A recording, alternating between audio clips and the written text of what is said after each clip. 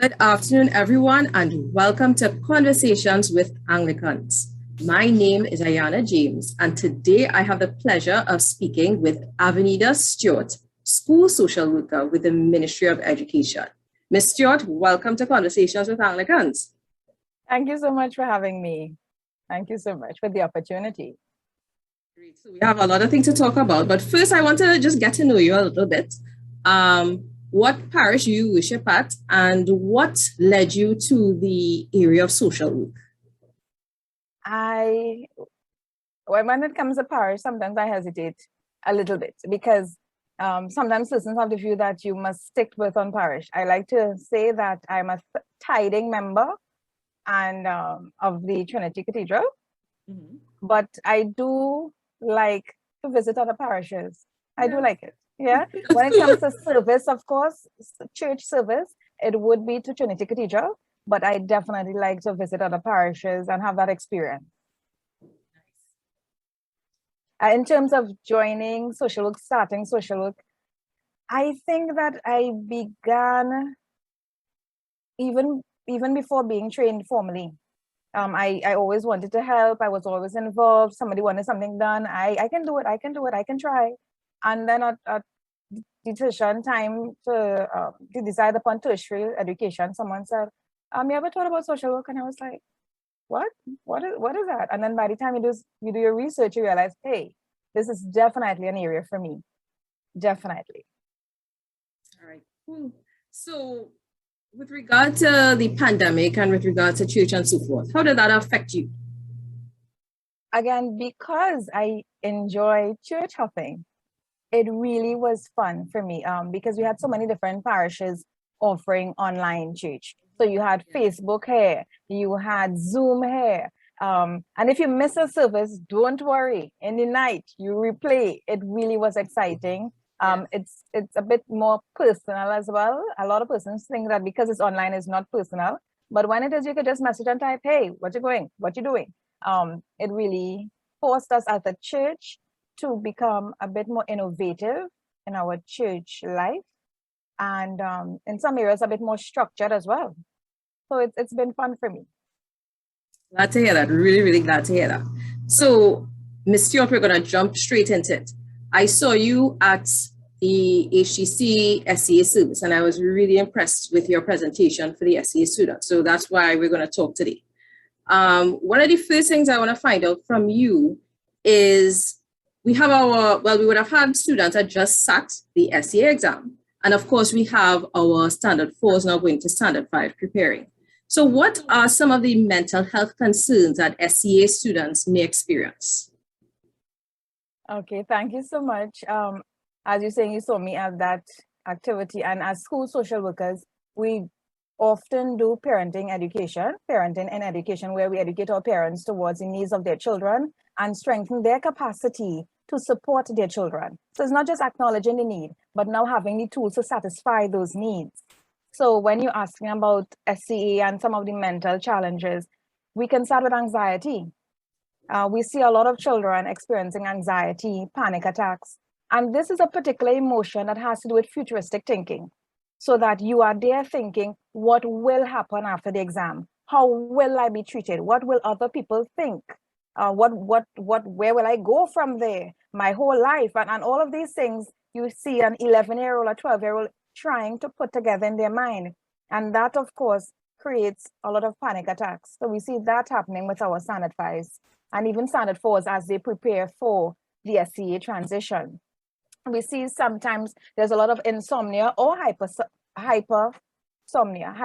Hypersomnia meaning that you just want to sleep all the time.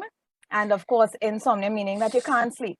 So we see concerns where our parents are saying, well, miss, I send her to bed, I send him to bed, but whole night they're up and I took away the device, but they're just watching the ceiling and they can't sleep and I don't know what to do. But it really has to do with them emotionally having challenges coping. And so this is how the body is responding.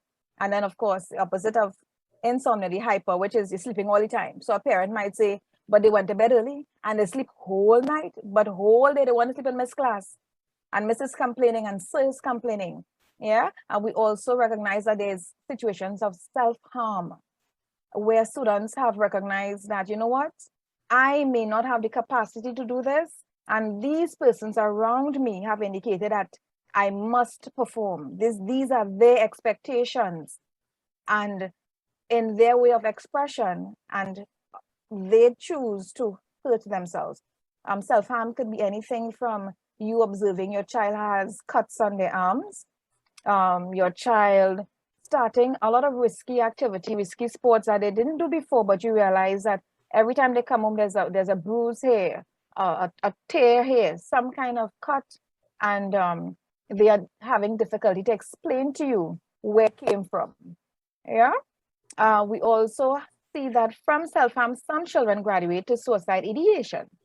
That is where, you know what, they start to consider, maybe I don't want to be here anymore. And they may also start to think, okay, if I don't want to be here, these are the things I may do not to be here. And they may start to plan in their mind what to do, where to go. This one wouldn't miss me. They may start to give away their belongings. Well, I don't need this anymore. I don't need that. And those are the type of things parents may observe.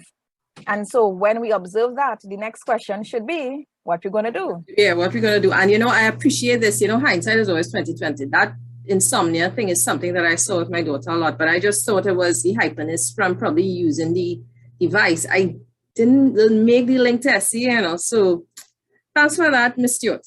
All right, so we're going to talk about how we're going to deal with these challenges. Yes. When it comes to these challenges, we tell our parents, you know what? Start simple. Start with a conversation. Because if we're saying that anxiety and stress is coming from a place of concern pertaining to the future, then let's have a discussion about that future.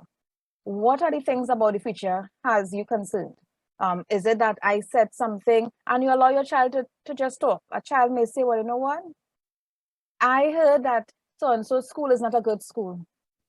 I heard that this is not the area to be in. And they may have concerns that as an adult, you may consider it trivial. And you might think, but that's not a big deal.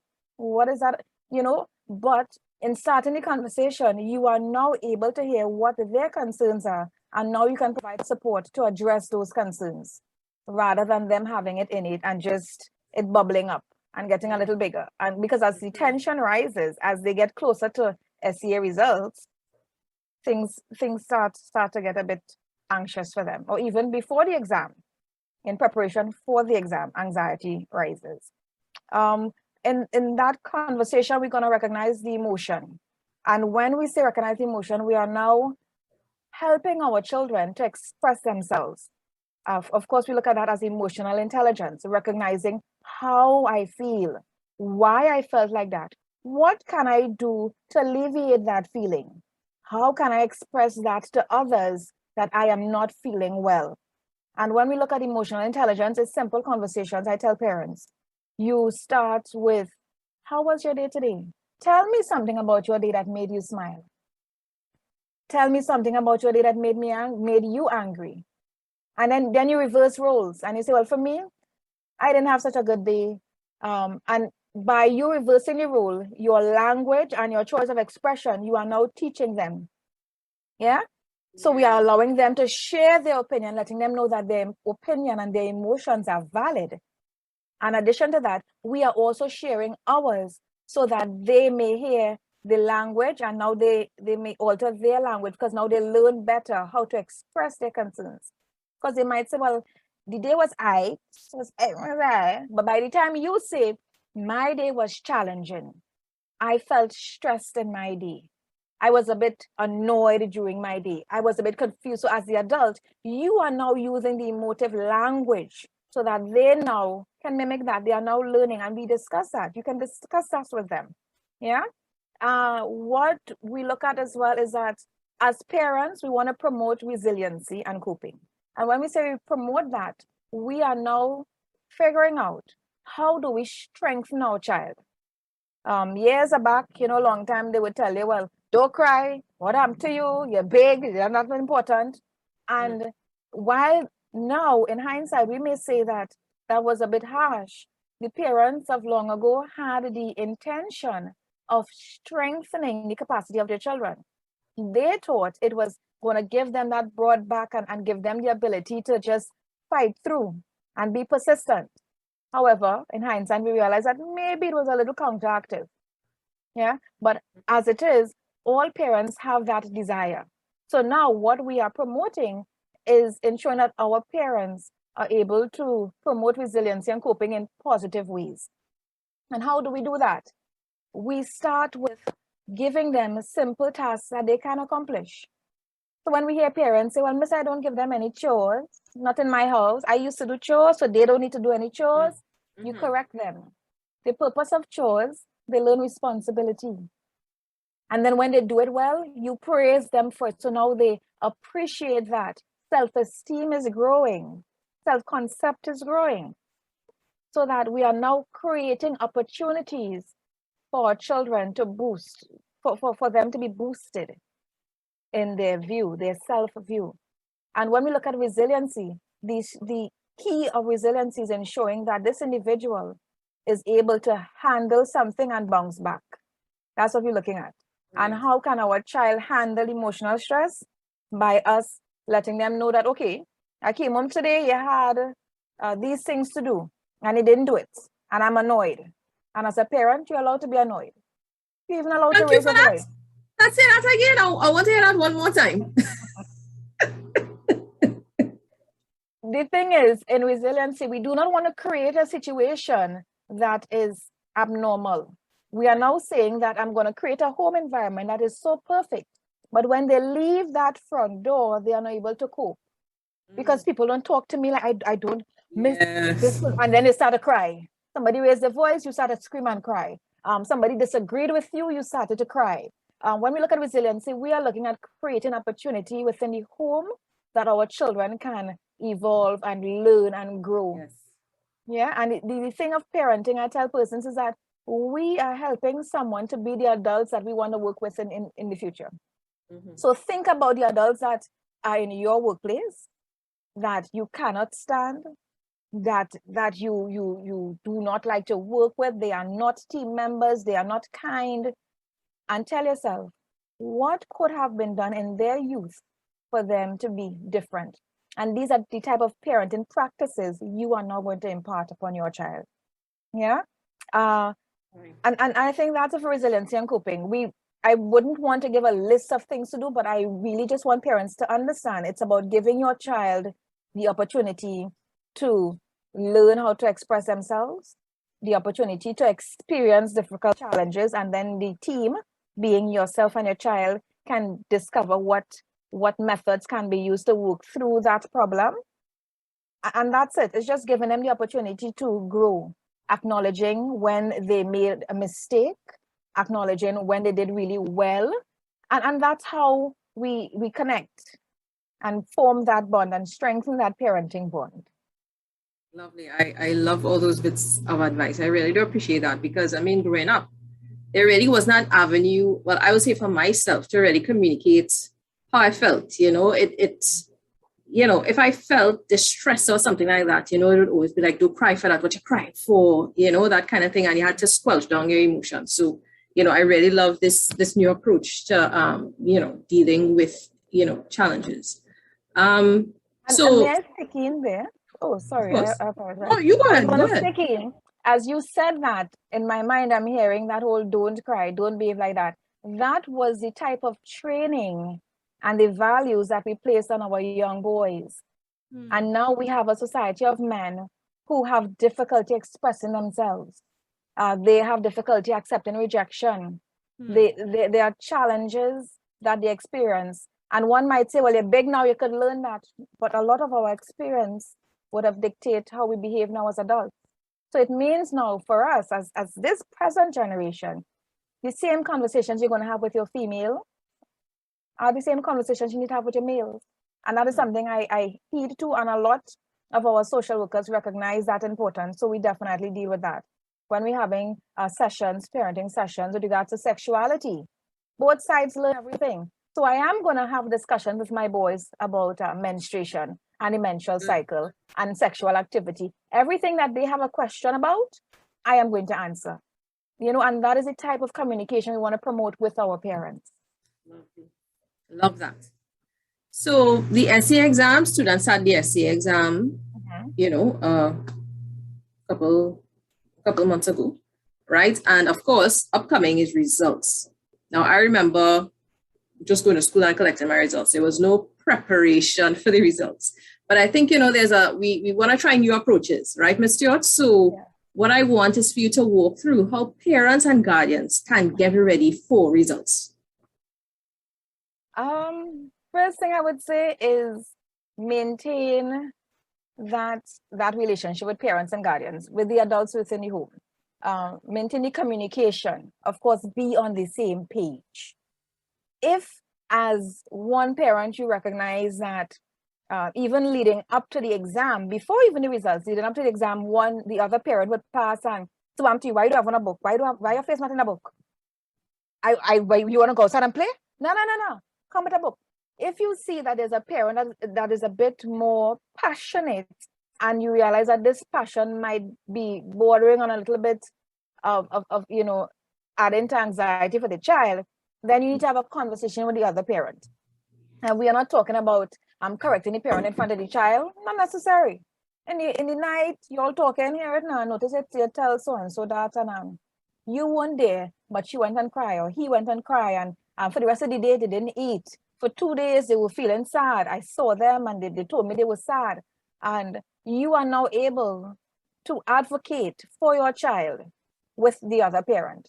And when we get parents on the same page in terms of communication, we can then be on the same page with regards to how we speak to the child, what type of values we're going to inculcate in this child. What is our view about the results for the exam? Is it that we focused on you have to get a certain school? Or are we focused on you finish this journey, this aspect of the journey? We appreciate your effort. We are grateful that you came through this level, and we are going through the next level together. Is that the language we are having with them? So that in order to have that language with your child, the two adults need to be able to have that language and have that understanding. It's almost like, you know, old people used to say, have a united front. Mm-hmm. Both persons need to, and it may not be two parents, it may just be adults in the household, but these adults need to have a united front in terms of what is our language sharing, what are we going to be expressing with this child.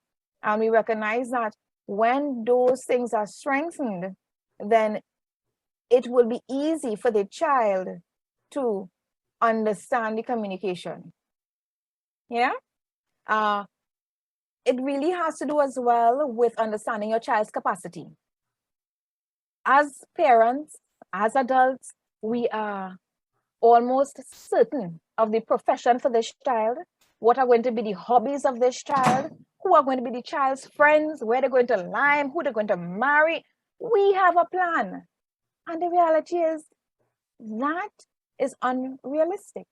And it places a level of stress and a burden on this child now to live up to those expectations.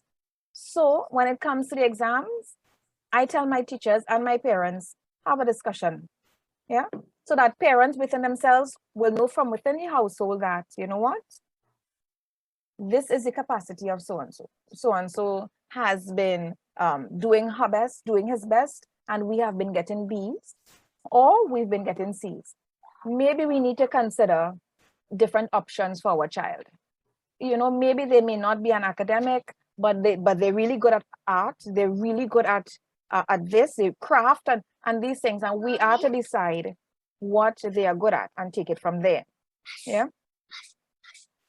And as I say that, I want to add to the fact that learning happens in different areas, in different ways. And once parents are able to understand that and accept that, they can then be calm when communicating with the child. Because a lot of times the anxiety and the tension that the child experiences is something that is transferred. And if we want to control that transference, we want to ensure that our parents are relaxed and calm with the situation. Yeah. So when we hear a long time, we need to be a police, a doctor, a lawyer. And I tell parents, relax. Because the Olympics just finished and people get gold medal for riding on skateboard.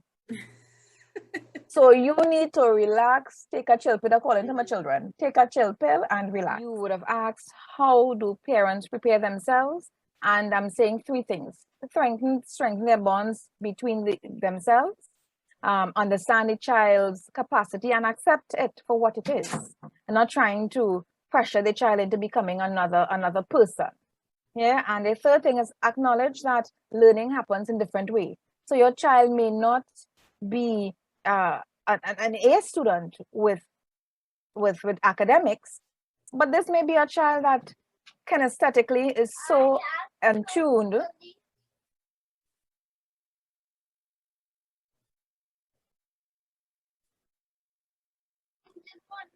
So attuned to sports and kinesthetics that this might be a next Olympian, a next athlete. Exactly. Yeah, we have dancers making money all around the world for dancing. We have persons doing DJing and making more money than you and I doing DJing. So really, parents just need to accept what their children's capacity and their skills are and go with it. Right. I completely agree with that. Especially the discussion with the adults in the household being on the same page. I think that is key. That's a key bit of information. Now, what steps do the parents, guardians, adults in the home should take to get the children ready? What are the conversations that need to be had in order to get the child ready for the results?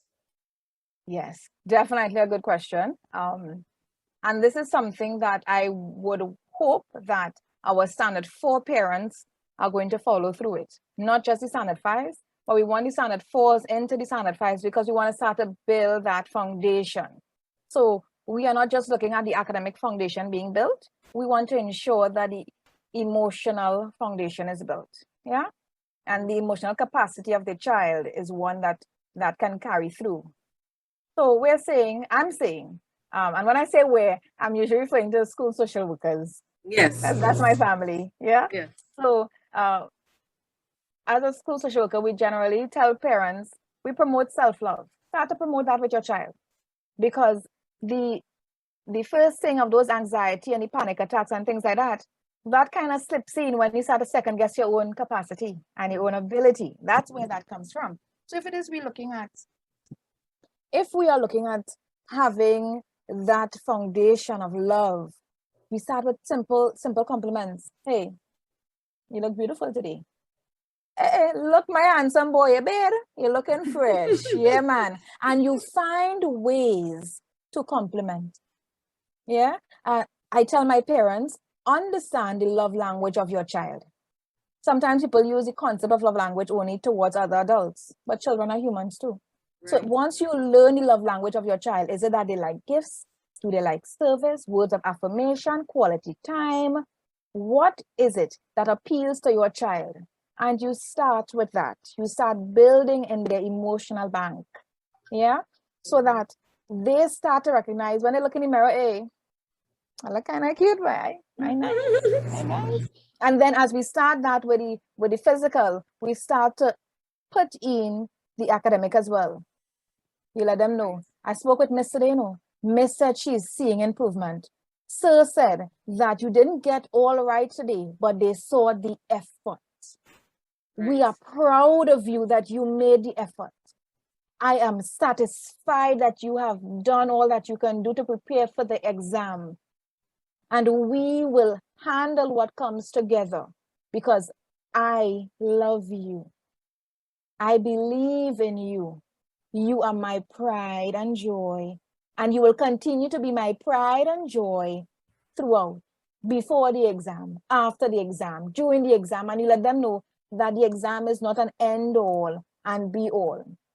And that's important because as soon as they are able to see that and feel that, so as soon as the parent is able to promote self-love and the child is experiencing that and that starts to grow, whenever self-doubt comes and negative self-talk comes, they can say, nah, I didn't do well yesterday, but it was only yesterday. I will do better next week.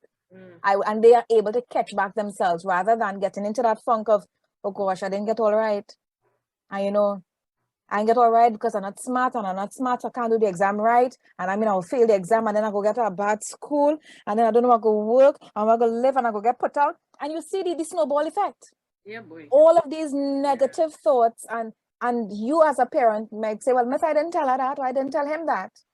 However, the child may have read your nonverbals, they may have read your energy, and they may have even interpreted your lack of positive talk to mean negative talk. So you didn't give positive. You may not have given negative either, but you didn't give positive. So I interpret that as negative. Yeah. The next thing I'd like to say is remind our parents to reward the difference. Reward the difference simply means help your child to understand that it is okay for you to be you. You might be my child that is great at maths and weak at English, and that's okay. We can practice and get better. It is okay for you to like to sew. You don't like to go out in the yard and play football and cricket, but you like to stay inside and sew. That's okay. You like to be in the kitchen, helping bake, helping cooking. That's okay. And as soon as you start to make it okay for them to be them, they are more relaxed, they are more comfortable. And again, we're looking at the fact that we're looking at building resilience. Yeah, because I am okay with me.